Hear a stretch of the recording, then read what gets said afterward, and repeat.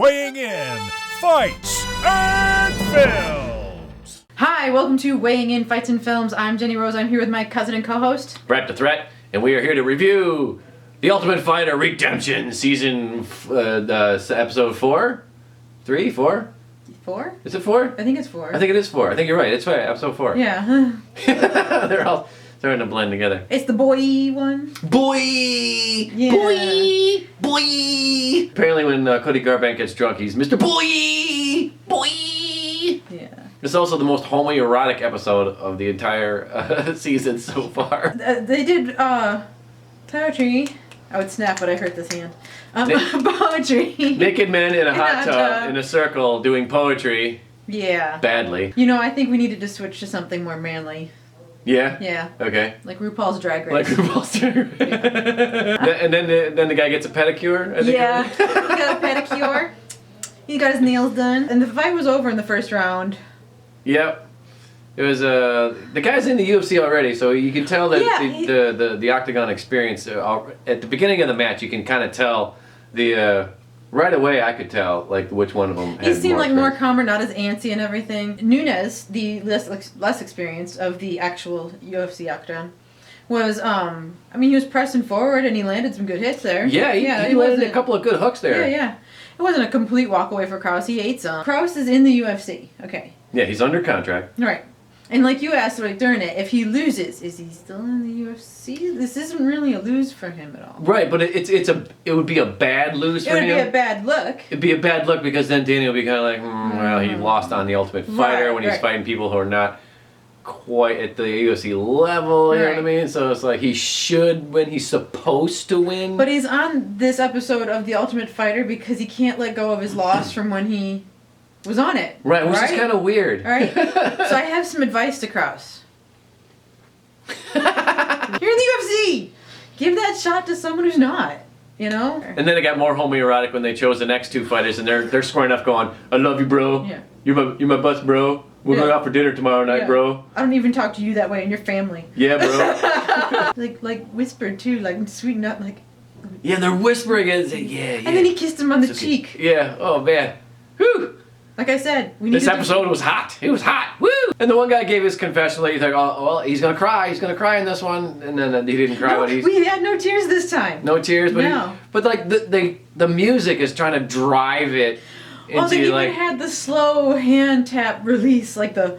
Well, tap. But I was talking about the guy when he's interviewing, telling a story about his sister and his raising his kid and all that. Yeah. But that's like a happy story. You know what I mean? And he's telling it like it's like devastating. Well, no, the music's like boom, boom, boom. It's not a happy circumstance. The reason why he's watching his sister, why his sister is integrated into his nuclear family. Right, but it's a happy ending, is what I'm saying. But I mean, yeah. And again, they focused more on him in this episode. They did because he was the winner. I think. I think they're constantly doing that. Yeah, we didn't learn much about Nunez, did we? No, I think it might have been like a waste of their time because he's gonna lose at the end. Oh. But at least the promos for TUF Talk aren't giving away the ending anymore. That's nice. But they now are shrinking our screen. Rather than giving us a little quarter taken up with a with whatever advertisement, they actually shrinked my screen. And I'm telling you, Fox, if I wanted a smaller screen, I would have bought a smaller screen. Don't shrink my TV. I get the feeling it's going to go that way during the UFC events too. They're going to the advertisements are already like a quarter of the size of the screen when they pop up the ads, man. They better not this weekend. 211. You better not do that during this card. All right, well that's episode 4 for the Ultimate Fighter. What do you weigh in on it at? I'd give it a 2. It was just all right. I was laughing at it a lot of the times, but. You know, the fight was. I enjoyed the fight. Even though the fight brings it up. I was gonna give it like a 1 for the rest of it, and the fight is like, it was okay. Yeah. So yeah, I guess I'll go with the 2. There you go. Yeah. There's a 2. That's how Fast we weigh forward in. to the fight. Yeah. I've converted you. I've converted you to fast forwarding to the fight. All right, so there it is. Calls it like I see it. Don't forget to not support her MMA career since now she doesn't have one anymore. No, I am retiring. You're retiring? Yeah. No, I want to switch over into films and movies, what I came out to LA for.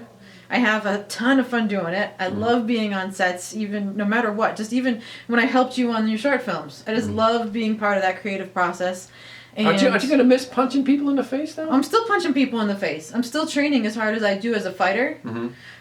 Because I want to stand out to casting agents and agents, you know. Of course. And I'm doing that fight choreography stuff. I'm working with, I've got some people that I'm working with there, and I'm building a reel with that. And that's what I came out to LA to do. And I want to get back at that. I started there. I got distracted by bodybuilding, and then I got brought back into acting. Then I got distracted by fighting. Now it's like, no, now we've got these skill sets and these talents. Let's get back to what I came out here to do.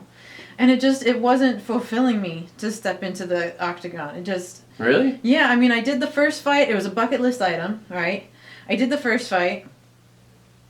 It didn't fulfill anything. I didn't feel, like, happy with it. Okay. You know, even though I won. Yeah. Did the second fight. I won, but still something just didn't... It was just like... So I'm like, I don't think I'll ever be happy because that's not where I want to be. I want to be on sets somehow, either... Okay. In some form, even if it's off camera. You know, I just love being part of that creative process rather than the destructive process of bloodying someone up in the octagon. Aw, that's like poetic. We'll tell you what, we'll make movies together. How about that? There we go. Yeah. All right, don't forget to support this channel by commenting, and subscribing, and...